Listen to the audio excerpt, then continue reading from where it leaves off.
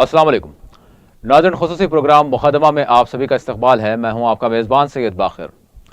नाज़रीन, जैसा कि आप सभी जानते हैं कि हम अपने इस ख़ुसूसी प्रोग्राम में उन मामलात का जायज़ा लेते हैं जिसके नतीजे में समाज, मुआशरा और दुनिया में एक खल्फ़शार पैदा होता है। हम उन मसाइल की असल जड़ को जानने की कोशिश करते हैं जिसका ताल्लुक़ समाज के ही तबक़ात अफ़राद इसको जन्म भी देते हैं। हमारा मुक़दमा इंसानियत की फ़लाह व बहबूद और इंसानी हुकूक़ और इंसाफ़ की पाबजाई का मुतालबा करता है, जिसके ज़रिए दुनिया और हर ख़ित्ते में क़याम अमन को यकीनी बनाया जा सके। इसलिए कि जब इंसाफ़ नहीं होता तो फिर यहीं से इंतशार शुरू होता है और यही इंतशार एक घर, एक मुल्क से लेकर दुनिया की तबाही का बाइस बनता है। आज हमारा मुक़दमा है उन तारीख़ दानों पर या फिर उन नाम निहाद तारीख़ दानों पर, फ़िरक़ा परस्तों पर, समाज के दुश्मनों और मुख्तलिफ़ तबक़ात के दरमियान गलत तारीख़ पेश करने वालों पर, जो न सिर्फ नफ़रत का प्याम आम करना चाहते हैं बल्कि हिंदुस्तान की तारीख़ को मस्ख़ करते हुए हिंदुस्तानियत को नुकसान पहुँचाना चाहते हैं। आज के मुक़दमे में हमारे साथ होंगे मुल्क के मारूफ व मुमताज़ तारीख़ दां डॉक्टर राम पुनियानी साहब। वो हमारे साथ इस प्रोग्राम में फ़ोन लाइन के ज़रिए जुड़ेंगे। इससे क़ब्ल कि हम मुक़दमे की कार्रवाई को आगे बढ़ाएं, पेश है मुक़दमे की एक छोटी सी रिपोर्ट। हिंदुस्तान पर मुसलमान हुक्मरानों की तहज़ीब व तमद्दुन के असरात के पेश नज़र अल्लामा शिबली रहमतुल्लाह अलैह का नज़रिया उन्हीं के अल्फाज में तहरीर किया जाएगा ताकि आइंदा सुतूर को समझने में सहूलत हो। क्या कहते हैं, किसी गैर कौम का किसी गैर मुल्क पर कब्जा करना कोई जुर्म नहीं, वरना दुनिया के सबसे बड़े फातेह सबसे बड़े मुजरिम होंगे। लेकिन ये देखना चाहिए कि फातेह कौम ने मुल्क की तहजीब तमद्दुन पर क्या असर पैदा किया। चंगेज़ खां फतूहात के लिहाज से दुनिया का फातेह आज़म है, लेकिन इसकी दास्तां का एक एक हुर्फ खून से रंगीन है। मराठे एक ज़माने में तमाम हिंदुस्तान पर छा गए थे, लेकिन उस वक्त एक ऐसी आंधी उठी कि इन पर लूट मार का इल्ज़ाम लगा। लोगों से आमदनी का चौथाई अन्य दुर्दांत शासक का नाम आता है टीपू सुल्तान के नाम पर। हम सबको यह सोचना चाहिए कि बाबर ने राम मंदिर क्यों तोड़ा? क्या बाबर का भगवान राम से कोई झगड़ा हुआ था? मोहम्मद गजनी ने भगवान शंकर का सोमनाथ का मंदिर क्यों तोड़ा? क्या गजनी का भगवान शंकर से झगड़ा हुआ था? औरंगजेब ने काशी विश्वनाथ क्यों तोड़ा? औरंगजेब ने कृष्ण जन्मभूमि क्यों तोड़ी? मोहम्मद अली जिन्ना और उनके सहयोगी मुसलमानों ने हमारी भारत माता क्यों तोड़ी? सवाल यहाँ पर यही उठता है कि क्या हम हिंदुस्तानियों तक दुरुस्त तारीख पहुँचाई जा रही है या फिर हम में एक ख़ास तबका खुद अपने मुल्क की तारीख को गलत अंदाज में पेश करने की कोशिश कर रहा है, जिसके नतीजे में मुल्क में सिवाय इंतशार के और कुछ नज़र नहीं आता। क्यों आज किसी शहंशाह को या फिर किसी महाराजा को लेकर इनकी तस्वीर कुछ ऐसे अंदाज में पेश की जा रही है जो हक़ाइक़ से दूर है। हिंदुस्तान के मुसलमान हुक्मरानों को जालिम और लुटेरे करार देना किस कदर इंसाफ है, जबकि ये वही हुक्मरान हैं जिन्होंने हिंदुस्तान के बिखरे हुए रजवाड़ों को मुत्तहद किया, कहीं ताजमहल तो कहीं लाल किला और कहीं चार मीनार से इस मुल्क को सजाया। असल हकीकत क्या है? कौन मुल्क की तारीख को मजरूह कर रहा है और इनका मकसद असल में क्या है? और नाज़रीन, इससे क़ब्ल के मुल्क के मुस्लिम हुक्मरानों के अहद और तारीख़ के हक़ाइक़ का जायज़ा लें, हम आपको बता दें कि मुल्क में मुख्तलिफ़ तबक़ात के दरमियान हम आहंगी तारीख़ी मामलात को लेकर पैदा की जाने वाली गलत फ़हमियों को दूर करने के लिए हिंदुस्तान के मारूफ तारीख़दां डॉक्टर राम पुनियानी ने एक खुसूसी ऐप के ज़रिए एक फ़िरक़ा वाराना हम आहंगी पर मुश्तमिल डिप्लोमा कोर्स शुरू किया है, जो यकीनन आज के हिंदुस्तान के लिए अशद ज़रूरत है। यूनाइटेड इंडिया के नाम से उन्होंने ये ऐप शुरू किया जो 68 मुख्तलिफ मौज़ूआत पर है। इस ऐप के बारे में वो क्या कहते हैं, इस ऐप को डेवलप किया है हैदराबाद से ताल्लुक़ रखने वाले सैयद खालिद ने। This app is built with the motive of improving communal harmony in India। लेकिन थोड़े दिनों से हम ये देखते हैं कि communal harmony, communal violence India में बढ़ते आ रहा है। और ये बहुत बुरी बात है। The country which is famous for secularism, उस तरह की country, the country which gave birth to major religions of the world, that kind of country is now considered as the place where there is a communal violence, there is more communal violence. So we need to think about it. Good morning, friends. First of all, I am very happy that this app is being launched today. It was, I think, 6 to 8 months earlier that Aman Bhai and Khalid Bhai, they met me in some program, and they said that they want to make an app on the whole topic of communal harmony. So I was actually very delighted, because today the major issue which is having in our society is related to communal divide, communal hatred. आज के जो सबसे बड़े सवाल हैं वो लोगों के मन में नफ़रत फैला दी गई है। और जैसे खालिद भाई ने अच्छे से बताया कि दुनिया में तब तक हिंसा, वायलेंस नहीं हो सकता जब तक नफ़रत नहीं है।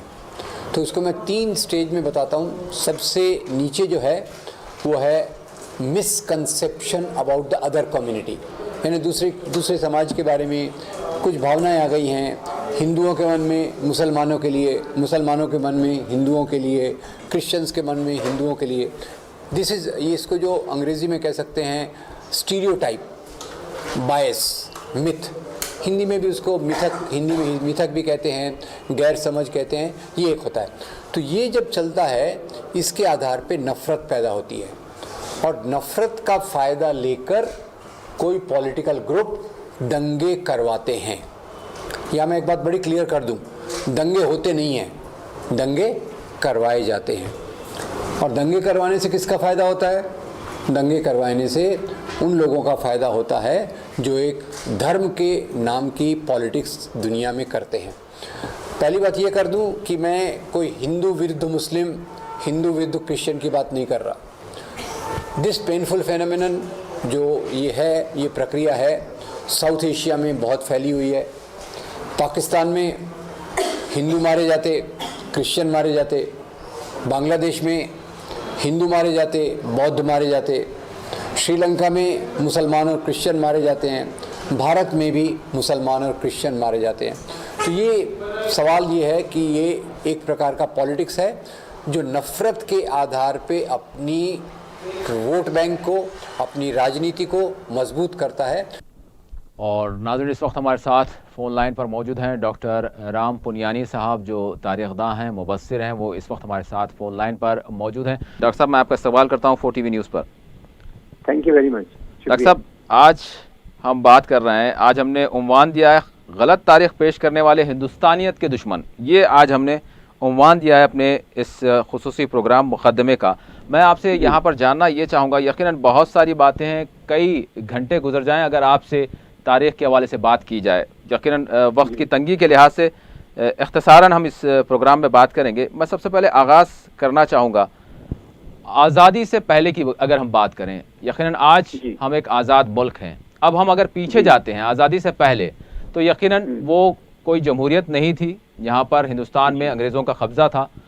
तो इस हवाले से मैं जानना चाहूँगा, बिलखुसूस आगाज़ करता हूँ मुस्लिम हुक्मरानों के हवाले से, मुस्लिम जो रोलर्स थे इनके हवाले से जो आज एक तस्वीर पेश की जा रही है, जिसके नतीजे हम देख रहे हैं कि यकीनन 2 तबक़ात के दरमियान दूरियां आ रही हैं। वो ऐसे ऐसे वाक़यात सामने लाए जा रहे हैं जिसके नतीजे में यकीनन आप बेहतर इसके हवाले से जानते हैं। मैं आपसे यहाँ पर यह जानना चाहूँगा, आगाज़ करता हूँ अशोका और बाबर। अगर हम पुरानी तारीख़ में जाते हैं तो ये दोनों रोलर हैं। आप इनमें किस तरह की सिमिलैरिटी देखते हैं और किस तरह ये अलग अलग हैं? देखिए, बाबर जो था, बाबर को यहाँ आने का जो निमंत्रण के लिए राणा सांगा के नाम के एक राजा ने उनको यहाँ बुलाया था। राणा सांगा की लड़ाई इब्राहिम लोदी से हो रही थी, तो उसके अलायंस के लिए उन्होंने बुलाया था, और दूसरे भी उसके कारण हालात जुड़े हुए थे। और अशोका दूसरी तरफ से जो था वो यहीं का एक राजा था, इसी एरिया में राज करता था। कलिंगा की लड़ाई के बाद उसका दिल बदल गया और उसने जो इतनी क्रूरता देखी, उसके बाद वो बुद्ध धर्म में चला गया। खैर, जहाँ तक रूलर का सवाल है, दोनों रूलर हैं और रूलर में तो कोई फर्क नहीं होता, दोनों यहीं के रूलर रहे हैं। यहाँ ये बताना बहुत जरूरी है कि उनका मजहब भले ही अलग हो, पर वो यहीं के रूलर बन गए। बाबर यहीं का रूलर था, वो यहाँ की प्रॉपर्टीज लेके कोई बाहर नहीं गया। अशोका भी यहीं का रूलर था, वो भी यहाँ के यहाँ रहा। केवल मजहब अलग है, पर अपने अपने एरिया के, उनका एरिया जो था रूलरशिप का, उनकी जो जागीर थी वो अलग थी, थोड़ी पूरी मैच नहीं करती थी, क्योंकि उस समय कोई कॉन्स्टिट्यूशन नहीं था, कोई इस प्रकार का नहीं था कि ये देश की बाउंड्रीज हैं। देश की बाउंड्रीज तय होती थी राजा कितना बहादुर है, कितना उसकी अलायंसेस है वगैरह वगैरह से। तो दोनों इसी एरिया के हैं, पर उनकी लोकेलिटीज एकदम एग्जैक्टली मैचिंग नहीं है, एकदम से एकदम एक सही की नहीं है। और एक जी प्लीज। एक मुसलमान था, दूसरा पहले हिंदू था, बाद में हिंदू से बौद्ध हो गया। पर फर्क ये मैं बताना चाहता हूँ कि ये दोनों यहाँ के राजा थे। ये मैं इसलिए कह रहा हूँ बार बार, क्योंकि यहाँ जो अंग्रेजों की हुकूमत थी वो इससे अलग थी। वो अलग ऐसी थी कि अंग्रेज लोग यहाँ के नहीं थे, वो बाहर से आए और यहाँ की संपत्ति को बाहर लेकर गए। वहां से हमारी एक्चुअली एक देश के रूप में गुलामी चालू होती है। जबकि बाबर हो, अशोका हो, वो सब यहीं के राजा थे जो यहाँ की प्रॉपर्टी को बाहर लेकर गए। देखिए, आज अखंड भारत की बात जरूर करते हैं, लेकिन जब बाबर की बात आती है तो कहा जाता है कि बाबर अगर यहाँ के होते तो वो यहीं दिल्ली में होते, वो तो अफगानिस्तान में है। ये मतलब ये कैसी बात है? जी देखिए, पूरा साउथ एशिया में इस प्रकार की कोई बाउंड्रीज नहीं थी। हाँ। अशोका ने भी अपना एम्पायर उस तरफ ले गया था और वहाँ के राजा भी इधर आते जाते थे। अगर आपको याद होगा तो अलेक्जेंडर भी इस तरफ आया था। तो राजाओं में इस प्रकार की कोई बाउंड्री थी ही नहीं। पूरा ये साउथ एशिया का एरिया, जहाँ तक हम देखें सिंधु नदी के उस पार, उधर से आते रहे जाते रहे, और उसमें ऐसा कोई मामला नहीं था कि ये हिंदुस्तान, उस समय इस प्रकार की कोई कल्पना नहीं थी, यानी एज ए बाउंड्री उस प्रकार की नहीं थी। तो ऐसे देखना पड़ेगा कि एक अभी आधुनिक जमाने में ही फ्रीडम मूवमेंट के बाद ही इंडिया बना है, कॉन्स्टिट्यूशन आया है, हमारी बाउंड्रीज जो है उसको हमने तय किया है। राजाओं की इस प्रकार की तो कोई बाउंड्री होती नहीं थी, जितना वो दूर चले गए उतनी वहां तक उनकी बाउंड्री होती थी। तो अखंड भारत की जो कल्पना है, ये एक कल्पना है। इस प्रकार का अखंड भारत पहले कभी नहीं था। पहले जो थी दूसरी अखंड भारत डॉक्टर साहब रहा कब? अखंड भारत कब रहा, कौन से दौर में रहा? कभी नहीं रहा, कभी नहीं रहा। अगर आप देखें तो कभी इतिहास में अखंड भारत की कोई। अच्छा, ये हमारे नाज़रीन जान ले कि अखंड भारत क्या है, कहाँ से कहाँ तक है? देखिए, जो ये मैं आपने बताया अखंड भारत, जिससे पूरा पाकिस्तान, बर्मा, जो बांग्लादेश, वो सब एरियाज में जितना तक जाकर बाउंड्री को बताते हैं, यहाँ तक इंडिया तो पहले भारत था। पर भारत का क्या मतलब है कि अगर मान लो आप अशोका को देखिए, तो अशोका का ज्यादा जो राज्य था वो दक्षिण भारत की तरफ नहीं गया। किसी भी राजा ने उस एरिया में, इतने पूरे एरिया में आज कभी राज नहीं किया। जो इनके दावे हैं वो पूरी तौर पे गलत है। तो अखंड भारत पहले कभी, भारत तो बना आजादी के आंदोलन के साथ में। पहले बादशाहतें थी, बादशाहतों का अलग असूल था। लेकिन डॉक्टर साहब, जिस तरह से रजवाड़े अलग अलग हुआ करते थे और कहा जाता है कि काबुल से लेकर कश्मीर तक और कश्मीर से लेकर फिर अगर हम देखते हैं तो जो जुनूबी हिंद की रियासतें हैं वो भी किसी न किसी वक्त में या तो फिर अशोक के दौर में या तो फिर मुगलिया दौरे हुकूमत में ये जो है एक भारत के तहत रहे हैं। नहीं, कभी रहे हैं, बस थोड़े वक्त के लिए ऐसे रहे हैं। ज्यादातर तो उनकी बाउंड्रीज, यानी जैसे आप देखिए मुगल सल्तनत का देखिए, उसमें औरंगजेब का जो एरिया था वो सबसे बड़ा था। ठीक। और दूसरा आप देखेंगे तो अशोका का एरिया बहुत बड़ा था। तो कई जगहों पे साउथ इंडिया उसमें नहीं आता था, साउथ इंडिया का बड़ा पार्ट नहीं आता था। कई जगह वो जो पाकिस्तान के नॉर्थ वेस्ट का पार्ट, वो भाग वो उसमें नहीं आता था। तो ये तो सब चीजों को मिला के, जहाँ कभी किसी राजा ने राज किया होगा उसको सबको मिला के आरएसएस उसको एक अखंड भारत की कल्पना देता है। ये कल्पना है, और वो एक कल्पना, एक जो कहते हैं ना एक्सपांशनिस्ट नेशनलिज्म, अल्ट्रा नेशनलिज्म, उग्र राष्ट्रवाद, अपने आप को बढ़ाने वाला राष्ट्रवाद, वो जो इतिहास में जाके कल्पना करता है। कई लोगों ने ऐसी कल्पना की है, जैसे हिटलर का भी आपको मैं उदाहरण दे दूं, तो हिटलर ने भी ऐसा एक बड़े जर्मनी की कल्पना की थी। उसने भी पुराने राजाओं के इतिहास में जाके देखा, अरे ये भी पहले हमारे इस राजा के अंडर में था, वो भी उसके राजा के अंडर था। तो वहीं से उसका जो पड़ोसी देशों पे हमला करने का उसने आइडियोलॉजी यहाँ से प्राप्त किया। तो ये अल्ट्रा नेशनलिज्म, एक्सपांशनिस्ट नेशनलिज्म जो अंग्रेजी शब्द है उसको हिंदी में आप बताएंगे, तो वो एक प्रकार का उसका कोई वास्तविक आज के समाज में कोई अस्तित्व नहीं है।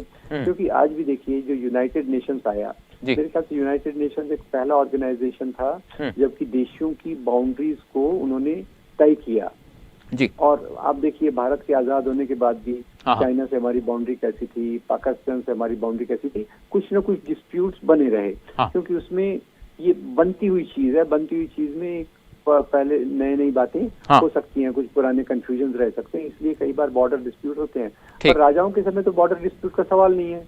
आपको लगा अरे भैया ये मेरी अभी सेना मजबूती से खड़ी है, जाके पड़ोस के राजा को बोलो या तो हमारे अधीन में आ जाओ या उस पर आप हमला कर दो। तो पूरी असूल ही अलग है। उनके असूलों को आज के समय में लाना एक बहुत गलत बात है। डॉक्टर साहब, फिर यहाँ पर यह सवाल उठता है कि फला राजा, भाई उस वक्त के क्या कवानीन थे, जंगें हुआ करती थी, जंगों के क्या कानून थे, तब तो यूएन नहीं था, जबकि उस वक्त एक राजा दूसरे राजा, जिस तरह से आपने कहा कि अपनी ताकत के बलबूते पर वो हुकूमतें किया करते थे, तो यहाँ पर अब किस तरह से अलग अलग किया जाए कि भाई ये तशद्दुद किया करता था, ये जालिम था, या फिर ये रहमदिल था, या फिर ये रियाया के साथ अच्छा था। तो ये जो आइडेंटिफिकेशन है, या फिर जो जंगों के जो मामलात थे, उस वक्त के क्या क़वानीन थे, उस वक्त के क्या मामलात थे जिसके तहत हम आज इन बादशाहों को, इन रूलर्स को अलग अलग कैटेगराइज कर सकें?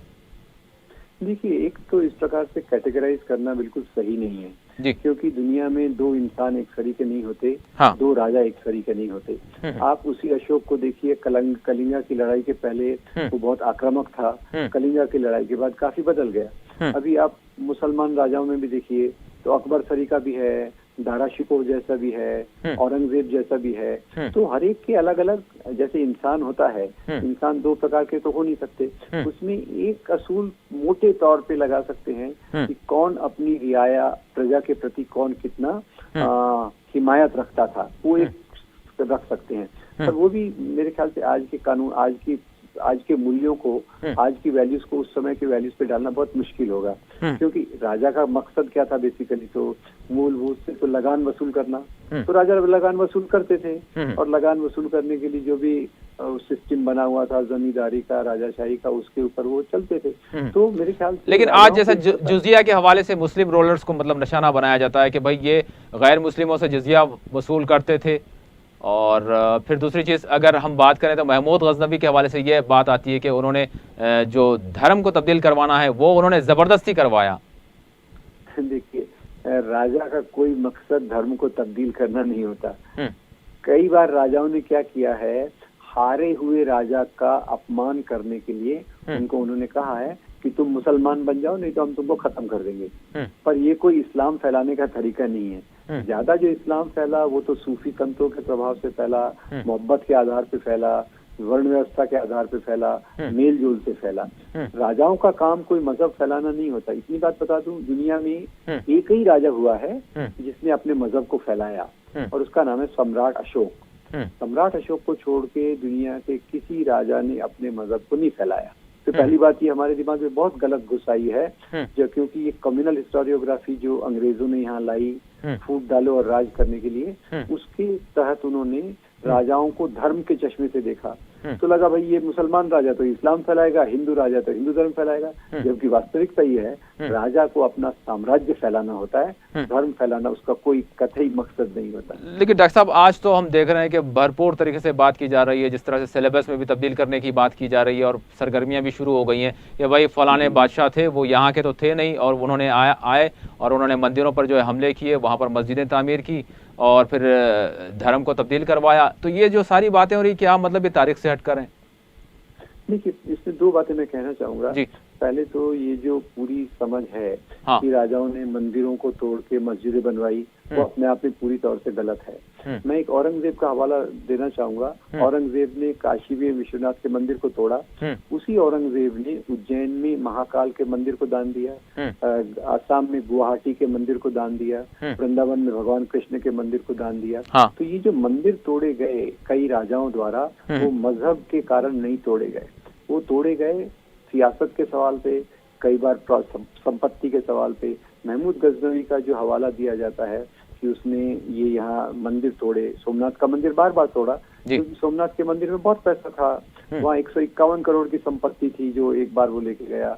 20,000 सोने की दीनारें थी। तो पहली बात तो ये निकाल देना चाहिए कि राजा लोगों ने मंदिर तोड़कर मस्जिदें बनवाई। ये मुद्दे खड़े किए गए हैं, जैसे राम मंदिर का मुद्दा है, बाबरी मस्जिद का मुद्दा है, उसके ऊपर बहुत गहरा रिसर्च हुआ है। और ये सब आप देखेंगे तो कई चीजें अंग्रेजों ने यहाँ के फूड डालने के लिए कुछ चीजों को डाल के रखा, बीज के तौर पे डाल के रखा, बाद में ये हो गया। अब खैर, तो इसको एक कम्युनल हिस्टोग्राफी कहते हैं, क्योंकि मैं ये नहीं कहता कि केवल इंडिया में है, पाकिस्तान से इससे भी खतरनाक रूप में, इतना आपको बता दूं, पाकिस्तान के इतिहास में हिंदू लोगों को एक रिकॉग्निशन ही नहीं है, हिंदू राजाओं को रिकॉग्निशन ही नहीं है। तो वो एक है। तो यहाँ भारत में एक अच्छी वाली बात चल रही थी, NCRTI, इंदिरा गांधी के जमाने में बहुत अच्छा इतिहास लिखाया गया, जिसमें इतिहास में गरीब लोगों की बातें, किसानों की बातें, औरतों की बातें, आदिवासियों की बातें आई। उसको बदल के पहली बार जो ट्विस्ट दिया गया वो मुरली मनोहर जोशी के जमाने में, पहले NDA के समय उन्होंने पूरे इतिहास को सांप्रदायिक बनाने की कोशिश की। और अभी की सरकार तो पूरी तौर से सांप्रदायिक है। अभी तो पूरा यानी क्या हो गया कि सरकार पूरी मेजॉरिटी में आ गई, सिंपल मेजॉरिटी है इस सरकार की, तो वो तो अभी कोई बाउंड्री नहीं देख रही। वो तो पूरे इतिहास को इतना एक मैं आपको मजेदार चीज बताना चाहूंगा, वो तो इतिहास को इतना खराब कर रही है, इतना गलत चश्मे से दिखाने की कोशिश कर रही है। राजस्थान में अभी वो लोग कह रहे हैं कि राणा प्रताप ये अकबर से हारा था, पर हमको ये बताने की क्या जरूरत है, हम उसको ही बदल देते हैं। हम बोलते हैं कि राणा प्रताप ने अकबर को हराया, क्या जाता है। तो यानी आज ये इतिहास को अपनी राजनीति का एक पूरा साधन बना के किया जा रहा है। इसलिए आज इतिहास की किताबों से छेड़खानी जो चल रही थी बीच बीच में, अभी वो पूरे नंगे तरीके से ऊपर लाई जा रही है। डॉक्टर साहब, शिवाजी को जो है एंटी मुस्लिम जाहिर किया जाता है, औरंगजेब को एंटी हिंदू जाहिर किया जाता है, और फिर बातें भी बड़ी बड़ी हैं, और फिर इस पे स्पीचेस हैं, और वो हवाले भी देते हैं। ये क्या माजरा है? देखिए, मैं आपको बताऊं कि शिवाजी एक बहुत अच्छे राजा थे। मैं ज्यादा राजाओं को अच्छा नहीं कहता, पर शिवाजी एक अच्छे राजा इसलिए थे कि वो गरीब किसानों की बातों का थोड़ा ख्याल रखते थे। और जहाँ तक शिवाजी का सवाल है, उनके सबसे बड़े जो ऑफिसर थे उनका नाम था मौलाना हैदर अली। उनके बॉडीगार्ड्स में 18 मुसलमान थे, उसमें से 12 बॉडीगार्ड वो मुसलमान थे। और एक उसका रुस्तम जमाल था, उनका जो बॉडीगार्ड था, उसी ने उनको, जब वो अफजल खान को मिलने गए थे, इसी रुस्तम जमाल ने उनको वो ला कर दिया, जिसको वागनख कहते हैं, आयरन क्लॉज, जिसकी मदद से शिवाजी ने अफजल खान को मारा। शिवाजी ने अफजल खान को इसलिए नहीं मारा कि वो मुसलमान है, बल्कि इसलिए मारा कि वो दो राजा थे, उनका आपस में जो झगड़ा था उसके कारण उन्होंने मारा। तो शिवाजी की, तो आपको एक और बात बताऊं कि शिवाजी महाराज ने, आज के जमाने में ये बात बड़ी इंपॉर्टेंट है, आज जहाँ लोग लाइन से मस्जिदें तोड़ने की बात कर रहे हैं, शिवाजी महाराज ने अपने रायगढ़ के किले में जहाँ एक भगवान जगदीश्वर का मंदिर बनाया, उसी के पड़ोस में उन्होंने मस्जिद भी बनवाई। और उसका कारण क्या था? उसको कारण सिंपल था कि उनकी सेना में 1/3 ऑफिसर्स तो मुसलमान हैं, उनकी सेना में बड़े बड़े ऑफिसर्स मुसलमान हैं, वो रियाया का बहुत कदर करते थे, वो उनके हजरत बाबा का भी बहुत आदर करते थे। तो ये एक बात हो गई। अब औरंगजेब भी कोई एंटी हिंदू नहीं था, इतनी वो एक कट्टर मुसलमान था। जो भी है वो अपना अपना, कोई दुनिया में दो लोग एक तरीके होते नहीं है। तो औरंगजेब का जो था, औरंगजेब का भी आप एडमिनिस्ट्रेशन देखिए, तो औरंगजेब के एडमिनिस्ट्रेशन में प्रोफेसर असर अली की एक किताब है, वो है the composition of Mughal empire. तो उसमें वो बताते हैं, हर एक राजा का वो देखते हैं, और बताते हैं कि औरंगजेब के आते आते औरंगजेब के एडमिनिस्ट्रेशन में जो हिंदू राजा थे उनकी परसेंटेज 34 हो गई। और 34 हो गई। उसमें मजे की बात यह है कि उनके एक जो राजा ये थे साथी, उनका नाम था राजा जयसिंह। और शिवाजी से इंटरेक्शन करने के लिए औरंगजेब खुद नहीं आते थे, वो जयसिंह को भेजते थे। तो एक तरफ जयसिंह होता था औरंगजेब की तरफ से, और शिवाजी खुद की तरफ से होते थे, और उनके असिस्टेंट का नाम था मौलाना हैदर अली। तो ये जो चीजें हैं, इसको चुन चुन के ऐसा प्रस्तुत किया गया है कि जैसे हिंदू वर्सेस मुसलमान है, जो बात यहाँ थी ही नहीं। डॉक्टर साहब, यहाँ पर अगर अंग्रेज़ों के दौर को हम मुगलिया दौर से अगर हम इनको कंपेयर करें, तो क्या वो बुनियादी चीज़ें जो इनको अलग अलग करती हैं? देखिए, एक तो मुगलिया दौर में सबसे पहली बात यह है कि मुगल अपने आप को यहाँ के कल्चर से आइडेंटिफाई करते थे, यहाँ के लोगों से मिक्स होते थे। कभी आपको मौका मिले तो आप अपने दर्शकों को मुगल आजम फिल्म दिखाइएगा, अकबर का दरबार दिखाइएगा। अकबर के महल में भगवान कृष्ण का मंदिर है, वहाँ भगवान कृष्ण के जन्मदिन को मनाया जा रहा है। तो ये मुगलिया जो शासन था वो हिंदू मुसलमान के मेल जोल का एक टाइम था। और अंग्रेज अपने आप को सुपीरियर मानते थे, अपने उनका हेड ऑफिस हमेशा इंग्लैंड में था और वो वहां से रहते यहाँ हमको तुच्छ मानते थे। और उन्होंने जो लाया, खैर एक बात है कि अंग्रेजों के आते आते चीजें उन्होंने जो खुद फायदे के लिए किया, हमारा भी फायदा हुआ।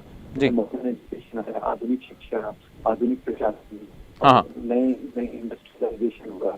हमको अच्छी बात को अच्छा कहना चाहिए, खराब बात को खराब कहना चाहिए। तो पर अंग्रेज यहाँ इसको इक्वालिटी के रूप में देखते थे और यहाँ की संपत्ति काम था। तो दूसरी बात क्योंकि मुगलिया दौर जो था वो बादशाहतों का था और अंग्रेजों को दौर आते आते दुनिया में कैपिटलिज्म, इंडस्ट्रियलाइजेशन ये चीजें आ गई, जिसके कारण थोड़ी सी चीजें अलग हो गई। पर वैसे भारत का जो जितना भी प्रॉपर्टी का लॉस हुआ है एज ए कंट्री अगर हम देखें तो वो अंग्रेजों के दौर में हमारी ज्यादा से ज्यादा संपत्ति को वो इंग्लैंड लूट के ले गए। ये 3-4 चीजें मैं मोटे तौर पर बताना चाहता हूँ। जी डॉक्टर साहब, यहाँ पर सवाल ये है कि जिस तरह से अगर हम आज़ादी के बाद देखते हैं तो जो कुछ सूरत हाल आज हमारे पास, हम यकीनन एक जमहूरी मुल्क में रह रहे हैं, लेकिन माजी की अगर बात करें तो अब सूरत हाल कुछ यूँ बन चुकी है कि टीपू सुल्तान के हवाले से भी उन पर भी एतराज़ात किए जा रहे हैं। टीपू सुल्तान के बारे में आप क्या कहेंगे? देखिए, टीपू सुल्तान के बारे में मैं इतना कहना चाहूँगा कि वो अपने समय में अपने समय से आगे चलने वाला राजा था। उसने वार टेक्नोलॉजी में भी काफी कुछ डेवलपमेंट किए थे। दूसरी बात ये बताना चाहता हूँ कि टीपू सुल्तान ये हिंदू मुस्लिम के भेद के आसार पे नहीं चलता था। उनके सबसे बड़े ऑफिसर का नाम था पूर्णैया, जो एक ब्राह्मण था। टीपू सुल्तान शंकराचार्य को बहुत मानते थे। थोड़ी दिनों तक उनका केरला में भी शासन रहा। और सबसे बड़ी बात यह है कि एक बार मराठा सेनाएं और टीपू सुल्तान के बीच में जंग में श्रीरंगपट्टनम का मंदिर टूट गया मराठाओं द्वारा। वो मंदिर की रिपेयर कराई टीपू सुल्तान ने। और तीसरी बात जो आपको मैं बताना चाहता हूँ वो ये कि इस एरिया में उस समय बहुत राजा थे, इधर पेशवा थे, इधर निजाम था, इधर टीपू सुल्तान थे। तो टीपू सुल्तान को छोड़कर किसी ने भी अंग्रेजों के खतरे को नहीं पहचाना। टीपू सुल्तान ने मराठाओं को मैसेज भेजा, निजाम को मैसेज भेजा कि भाई आपके और मेरे जो झगड़े हैं वो ठीक है, हम निपट लेंगे आपस में, पर आप अंग्रेजों से दोस्ती मत कीजिए, ये अलग प्रकार की मुसीबत इस एरिया के लिए हो जाएगी। और इसीलिए अंग्रेजों ने सबसे ज्यादा बदनाम किसी को किया तो एक तो औरंगजेब के बाद वो है टीपू सुल्तान। और टीपू सुल्तान ने जो वो राजा था जो अंग्रेजों के खिलाफ लड़ते हुए मारा गया। ये बात याद रखिए, ये बहुत कम लोग इस बात को ख्याल करते हैं कि टीपू सुल्तान को अंग्रेजों का खतरा सबसे पहले पता चला कि इस एरिया में अगर अंग्रेज आए तो किस प्रकार की तबाही मच सकती है। डॉक्टर साहब क्या कहेंगे आप? मैं आपसे बात कर रहा था सेक्युलरिज्म, अगर हम ज़माने क़दीम पुरानी तारीख पर अगर जाएं तो सेक्युलरिज्म क्या था और आज का सेक्युलरिज्म क्या है? जी देखिए, सेक्युलरिज्म का वैसे देखा जाए तो आजादी के आंदोलन के दौरान जो हमारे उभरते हुए लोग थे, मतलब इंडस्ट्रियलिस्ट, आधुनिक शिक्षित वर्ग और आम जनता जो थी वो सेक्युलरिज्म के लिए थी। और जहाँ यहाँ पुराने राजे रजवाड़े जो थे वो लोग, उन लोगों ने मजहब के नाम की राजनीति की फाउंडेशन की। ये बात बहुत कम लोग जानते हैं कि शुरू में मुस्लिम लीग में और हिंदू महासभा में केवल राजा लोग थे और जमींदार लोग थे। बाद में चलकर इनमें कुछ एजुकेटेड लोग आ गए, अपर कास्ट लोग आ गए। तो ये दो प्रकार का पॉलिटिक्स, दो प्रकार का नेशनलिज्म शुरू से रहा है। एक सेक्युलर इंडियन नेशनलिज्म और दूसरा इस्लाम के नाम पे होने वाला पॉलिटिक्स या हिंदू धर्म के नाम पे होने वाला पॉलिटिक्स। तो देखिए, ये भारत में जैसे इसी के यही कारण था कि जिसके कारण पाकिस्तान बनना पड़ा और वो अंग्रेजों की नीति भी उसके पीछे थी, वो हमको भूलना नहीं चाहिए कि सबसे बड़ा रोल अगर किसी चीज में रहा है तो अंग्रेजों की पॉलिसी का रहा है, जिन लोगों ने यहाँ के कम्युनल लोगों को प्रमोट किया। ये बात बड़ी मजे की है कि जो मुस्लिम सांप्रदायिक लोग थे या हिंदू सांप्रदायिक लोग थे, इनको अंग्रेजों ने प्रमोट किया और ये लोग भी अंग्रेजों के साथ वफादारी से उनके साथ चलते रहे। खैर, अब उस समय का सेक्युलरिज्म, यानी देखिए गांधी की लीडरशिप में चलने वाला जो फ्रीडम मूवमेंट था वो यहाँ की सेक्युलरिज्म का सबसे हाईएस्ट वैल्यू है। अब आप गांधी जी को देखिए, एक तरफ वो हिंदू हैं, दूसरी तरफ सभी धर्मों के लोगों का आदर करते हैं, सभी धर्मों के लोगों को जोड़ते हैं। तो दूसरी तरफ ऐसे जिन्ना सरी के लोग हैं जो अपने आप शायद इतना इस्लाम का अपने जीवन में उतना उनकी जगह नहीं थी। बहुत अच्छे इंसान थे, बहुत अच्छे लॉयर थे, पर उन्होंने मुस्लिम लीग की हिमायत करने गए तो फिर वो एक दूसरी जगह चले गए। जबकि मौलाना अबुल कलाम आजाद थे, वो कहते रहे भाई कि भाई इस्लाम तो लोगों को जोड़ने की बात करता है, तोड़ने की बात नहीं करता, तो पाकिस्तान की बात क्यों होना चाहिए। तो इस प्रकार से दो चीजें चलती रही। तो दुर्भाग्यवश क्या हुआ है कि खास तौर से पंडित नेहरू के बाद 1980 के बाद और कि दुनिया में जो माहौल बदला है उसी के साथ ये हिंदू मजहब के नाम का पॉलिटिक्स पहले से ज्यादा मजबूत होता गया है। और इसके पीछे आप देखिए, पहले राम मंदिर का मुद्दा उछाला गया, फिर अभी गाय का मुद्दा उछाला जा रहा है, फिर भारत माता की जय, फिर ये जो चीजें एक एक करके बनाई जा रही हैं, ये सोसाइटी को पोलराइज कर रही हैं। और ये सेक्युलरिज्म पे एक बहुत बड़ा अटैक है। मुझे सेक्युलरिज्म का मतलब हिंदू मुस्लिम का नहीं है। सेक्युलरिज्म का मतलब है कि हम अपने इंडियन कॉन्स्टिट्यूशन के वैल्यूज पर चलें और जो हमारे इमोशनल मुद्दे हैं, धर्म के मुद्दे हैं, वो हम अपने आप तक रखें, समाज तक रखें, अपने घर तक रखें। इनके आधार पे जब पॉलिटिक्स बढ़ता जाता है तो सेक्युलरिज्म कमजोर होता जाता है और मजहब के नाम का पॉलिटिक्स ज्यादा पावरफुल, एग्रेसिव, आक्रामक हो जाता है। लेकिन डॉक्टर साहब, आज जो एक हल्का है जो खुद हमारे मुल्क के जो बाबा कौम है, जो गांधी जी है, उनका सख्त कट्टर मुखालिफ है और वही कुछ ऐसे नज़रियात को आगे बढ़ा रहा है जिसमें हिंदुत्व है, जिसमें अखंड भारत की बात है, जिसमें एक कम्युनिटी को जो है उसके जो रोलर्स हैं उनको इस तरह से जाहिर किया जा रहा है कि वो एक कम्युनिटी पर जुल्म करने वाले थे। तो ये जो चीज़ें, ये जो माहौल पैदा किया जा रहा है, हिंदुत्व की बात की जा रही है और फिर धर्म को तब्दील करने की बात की जा रही है, तो ये जो सारी चीज़ें हैं इन सब को लेकर तारीख में दखल अंदाजी की जा रही है, सिलेबस को चेंज करने की बात की जा रही है। तो क्या ये मुमकिनात में से है? क्या कहेंगे आप इस हवाले से? देखिए, वैसा होना तो नहीं चाहिए। हमारा देश जमहूरियत है, डेमोक्रेसी है, पर हुआ ऐसा है कि जब बीजेपी सेंटर में पावर में आ गई तो पूरे हमारे जो एजुकेशनल इंस्टीट्यूशंस हैं, यूनिवर्सिटीज हैं, सिलेबस मेकिंग बॉडीज हैं, उसमें उन्होंने पूरे अपने लोगों को भर दिया है। नीचे से आरएसएस नीचे से ऊपर काम करती रही है एजुकेशन में और हर जगह पे। तो ये एक बहुत खतरनाक दौर से हम गुजर रहे हैं कि जहाँ जो सेक्युलरिज्म को मानने वाले लोग हैं, जो इंडियन नेशनलिज्म को मानने वाले लोग हैं, उनको बाईपास किया जा रहा है, नजरअंदाज किया जा रहा है और केवल वही लोगों को प्रमोट किया जा रहा है जो हिंदू नेशनलिज्म की बात करते हैं। तो ये बहुत एक खतरनाक खेल अभी चल रहा है हमारे सिलेबस को बदलने का, एजुकेशन को बदलने का। और उसमें आरएसएस ने ऐसे बहुत बड़े बड़े ऑर्गेनाइजेशंस खड़े किए हैं जो एमएचआरडी के साथ मिलके किताबों को बदल रहे हैं, सरस्वती शिशु मंदिर में अपना सिलेबस डाल रहे हैं। और उसमें जो है कि मुझे किसी भी मजहब से कोई विरोध नहीं है, आप हिंदू धर्म की अच्छी बातें बताएं, पर जब वो नफरत की बातें उसमें जोड़ देते हैं, ये पूरे सिलेबस में जो आ रहा है कि वो खास तौर से मुसलमानों के खिलाफ नफरत, क्रिश्चियंस के खिलाफ नफरत, ये बातों को जो लाने की कोशिश की जा रही है वो बहुत खराब है। यकीनन डॉक्टर साहब, आखिरी सवाल मैं आपसे करूंगा इसी हवाले से। आपने एक ऐप लॉन्च किया है और इस हवाले से मैं जानना चाहूंगा कि नाजरीन भी जान लें इसका मकसद क्या है। जी, मकसद यही है, मुझे क्या लगता है कि आज ये जो समाज में जो प्रचलित विचार हैं, प्रिवेलेंट वैल्यूज, प्रिवेलेंट अंडरस्टैंडिंग जो है, ये बहुत एक गलत तरीके से चल रही है, जिसमें सांप्रदायिकता का मुद्दा, सांप्रदायिकता के आधार पे समझ बनी हुई है। वो पूरी समझ मंदिर के तोड़े जाने की हो या कन्वर्शन की हो या सेक्युलरिज्म की हो, वो पूरी गलत तरीके से चल रही है। तो मुझे क्या लगता है कि ये गलत समझ के आधार पे नफरत पैदा होती है। ये नफरत के आधार पे कुछ लोग दंगे करवाते हैं और दंगों के आधार पे उनका पॉलिटिक्स पावरफुल हो जाता है। तो इसको उल्टा करना हो तो फाउंडेशन तो यही रहेगी कि लोगों के मन में हम सही विचारों को डालें, सही चीजों को सामने रखें, रैशनल, जिसको साइंटिफिक सोच रहते हैं, तार्किक सोच को हम सामने रखें। और तो ये ऐप का मतलब, ऐप का यही है कि अभी पहले हम इस पे काम कर रहे थे तो कुछ किताबें हमने लिखी, वेबसाइट्स बनाई, इंटरनेट ग्रुप्स बनाए, पर अभी के समय से जो हमारे दोस्त हैं सैयद खालिद भाई, उन्होंने ये जब सुझाव दिया कि ऐप के माध्यम से हम इसको एग्जाम लेकर लोगों तक ले जाएंगे, तो एक नया नजरिया है, क्योंकि आज के जमाने में सब जो हमारा यूथ है वो किताबों से ज्यादा मोबाइल को देखता है। बिल्कुल जी। तो मैं वो किताबों से शुरू किया, तो मैंने कहा ठीक है, मीडियम के हिसाब से हमको भी बदलना चाहिए। तो खालिद भाई और ऐसे जो दोस्त जो मिले हैं तो इसको इस चीज को बहुत आगे ले जा रहे हैं, तो मैं इससे बहुत खुश हूँ।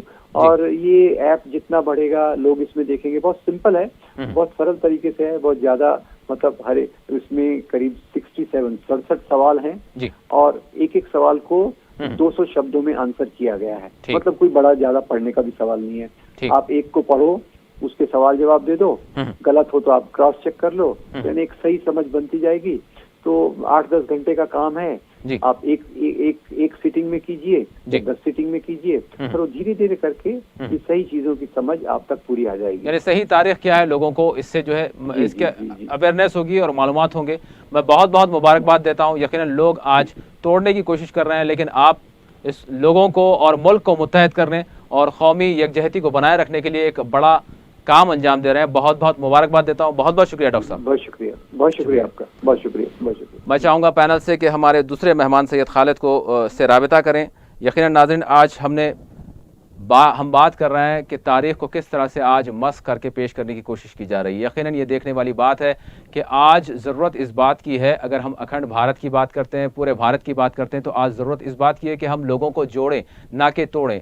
सवाल यहाँ पर यही हो रहा है कि आज मुख्तलिफ ताकतें चाहती हैं कि लोग आपस में लड़ें, तकसीम हो, जिसके तहत वो अपने मफादात, निजी मफादात दरअसल वो हासिल कर सकें। यकीनन ये मुल्क के लिए सिवाय तबाही के, मुल्क की बर्बादी के और कुछ नहीं हो सकता। यकीनन इसी तनाजुर में आज हम अपना ये मुकदमा कर रहे हैं और हमारा मुकदमा यही है कि तारीख़ को किस तरह से आज गलत अंदाज में पेश किया जा रहा है। आज का उन्वान हमने दिया है तारीख़ पेश करने वाले गलत तारीख़ पेश करने वाले हिंदुस्तानियत के यकीनन दुश्मन। यकीनन डॉक्टर राम पुनियानी साहब ने जिस तरह का एक ऐप का आगाज़ किया है, ये नौजवान नस्ल के लिए एक बड़ा ही बेहतरीन और अहम ज़रिया है कि वो अपनी हकीकी तारीख़ से आगाह हो सकें और साथ ही साथ नौजवान उन गलत तारीख़ की बयानियों से दूर हो सकें और उनसे जो है अवेयर हो सकें, जिसके नतीजे में सिवाय नफ़रत के और कुछ फैलाने की कोशिश नहीं की जा रही। यहाँ तक इंतहा हो रही है कि आज निसाब में तब्दीलियाँ लाने की तक बात की जा रही है।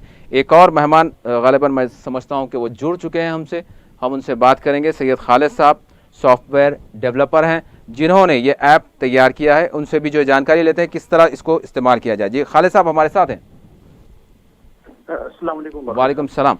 खालिद साहब आपका इस्तकबाल करता हूँ। खालिद साहब मैं चाहूँगा कि आप नौजवानों को, यकीनन वक्त हमारे पास बहुत कम है, आप अवेयर करें कि ये किस तरह का ऐप है और इसको किस तरह से इस्तेमाल किया जाए, डाउनलोड किया जाए और ये क्या पैगाम दे रहा है। मैं तकनीकी जानकारी आपसे चाहूँगा, वक्त यकीनन कम रह गया है, 3 मिनट में मैं चाहूँगा कि आप सारी चीज़ें बताएँ। जी शुक्रिया बाहा साहब। सबसे पहले मैं 4TV का शुक्रिया अदा करना चाहता हूँ। बहुत खैर बात। जैसा कि हम लोग प्रोग्राम में देख रहे हैं कि नफरत फैलाई जा रही है, RSS, बजरंग दल, VHP, ये तमाम ऑर्गेनाइजेशंस इंडिया में रहने वालों के बीच में गलत फहमियां फैला रहे हैं। हिस्ट्री को गलत तरीके से पेश किया जा रहा है। इस वजह से लोगों को मालूम नहीं हो रहा है कि सच्चाई क्या है। तो मैं राम पुनियानी साहब के बुक्स पढ़ रहा था। 8 महीने पहले जब राम पुनियानी साहब हैदराबाद आए तो इससे पहले मैं एक मुस्लिम फ्रीडम फाइटर्स का एक ऐप बनाया था जिसमें 155 मुस्लिम फ्रीडम फाइटर्स के बारे में इसी तरह के हम लोग छोटे छोटे उनके स्टोरीज के रूप में पेश किए थे। आज से 10,000 लोग बस 2 महीने में वो ऐप डाउनलोड करे और बहुत से लोग उसको एग्जाम्स लिखना शुरू करे थे। तो तकरीबन 8,000 लोग मुस्लिम फ्रीडम फाइटर्स के बारे में जान लिए। तो हमने सोचा कि उसी तरह से एक ऐसे टॉपिक्स जो गलत फहमियां हैं, जैसा कि प्रोग्राम में आप बता रहे थे कि वक्त Shivaji Maharaj anti Muslim, Aurangzeb anti Hindu थे, तो जिस तरह से गलत फहमियों को लेके नफरत फैलाई जा रहा था, वो गलत फहमियों के पूरे टॉपिक्स हम लोग करेक्ट करे। तकरीबन 67 टॉपिक्स उसके बाद राम पुनियानी साहब को भेजा। राम पुनियानी साहब के बुक्स में उसको डिटेल एक्सप्लेनेशन है, लेकिन आज के जमाने में जैसा आप जानते हैं कि मोबाइल में बहुत कम वक्त में लोग ज्यादा इंफॉर्मेशन जानना चाहते हैं। तो टॉपिक्स को हम लोगों ने ये किया कि एक टॉपिक सिर्फ 200 या 300 वर्ड्स, मतलब 5 मिनट आप स्पेंड करने पे एक टॉपिक के बारे में आपको सच्चाई मालूम हो जाएगी। बस आप ऐप गूगल प्ले स्टोर में जाइए, यूनाइट इंडिया नाम से सर्च कीजिए, आपको ऐप ऑटोमेटिकली फ्रीली अवेलेबल है, डाउनलोड कीजिए। जैसे ही आप ऐप डाउनलोड करेंगे वहाँ पे आपको हर तरह की टॉपिक है कि इस्लाम, हार्मोनी, एक टॉपिक आप क्लिक करेंगे तो उसके अंदर चैप्टर्स आ जाएंगे। एक चैप्टर आप क्लिक करेंगे तो आपको उसमें एक्सप्लेनेशन आ जाएगा। एक बार आप एक्सप्लेनेशन पढ़ लेंगे, स्टार्ट बटन आप क्लिक करेंगे तो उसी टॉपिक में जिसमें आप पढ़े थे उसमें एक एग्जाम आ जाएगा जिसमें 5 सवाल रहेंगे। अगर आप 5 सवाल में से 3 सवाल अगर इसका सही जवाब देंगे तो आप वो लेवल क्रॉस करेंगे। तो मैं समझता हूँ कि अगर कोई इंसान 10 घंटे इस ऐप पे स्पेंड करे तो अल्हम्दुलिल्लाह इतना बेहतरीन सिटीजन बन जाएगा कि वो हर तरह का जो गलत प्रोपेगेंडा है आरएसएस का, ये ऑर्गेनाइजेशन का, उसको जवाब दे पाएगा और अपने दोस्त अहबाब को उसकी सच्चाई बता पाएगा। इस ऐप का नाम आपने नाज़रीन जाना? ऐप का नाम है unite India, UNITEINDIA, unite India. जी जी जी। और एक बात मैं यहाँ बोलना चाह रहा हूँ कि हम लोग अभी तो फिल्म इसमें 67 टॉपिक्स है, लेकिन जैसे ऐप लॉन्च हुआ कल से और बहुत से लोग हमें कांटेक्ट कर रहे हैं क्योंकि हमारा ईमेल एड्रेस और फोन नंबर ऐप में है। अगर कोई चाहते हैं कि और दूसरे भी टॉपिक्स है जिसपे कंटेंट वो देखना चाहते हैं तो टॉपिक हमें मेल कर सकते हैं, मैं राम पुनियानी साहब को भेजूंगा और वो टॉपिक भी हम लोग ऐप में ऐड करेंगे इंशाल्लाह। इंशाल्लाह। बहुत बहुत शुक्रिया, आपने वक्त दिया खालिद साहब। जी शुक्रिया। अस्सलाम वालेकुम। तो नाज़रीन, यकीनन आज हमने अपने मुक़द्दमे में बात की कि किस तरह से तारीख़ को मस कर कर पेश करने की कोशिश की जा रही है। इस तरह की कोशिश करने वालों का मकसद सिवाय इसके कुछ नहीं कि मुल्क में इंतशार पैदा किया जाए जिसके तहत वो अपने मफादात हासिल कर सकें। लेकिन आज भी दुनिया में, आज भी हमारे हिंदुस्तान में कुछ ऐसे लोग हैं या फिर ऐसी जमातें हैं वाक़ईतन, और ऐसे सेकुलर जहन रखने वाली जमातें हैं, कायदीन हैं जो इनका भरपूर दिफा कर रहे हैं। तो यकीनन आज नौजवानों को भी इस बात की ज़रूरत है कि वो खुलकर सामने आएँ और इस तरह से जो तारीख़ को मस कर कर पेश करते हुए दो तबक़ात के दरमियान नफ़रत को बढ़ावा देना चाहते हैं, इनको नाकाम बनाएं और हक़ाइक़ से आगाही हासिल करें। इसी के साथ हमारा ख़ुसूसी प्रोग्राम मुक़द्दमा अपने अख्तिताम को पहुँचता है। अल्लाह हाफ़िज़।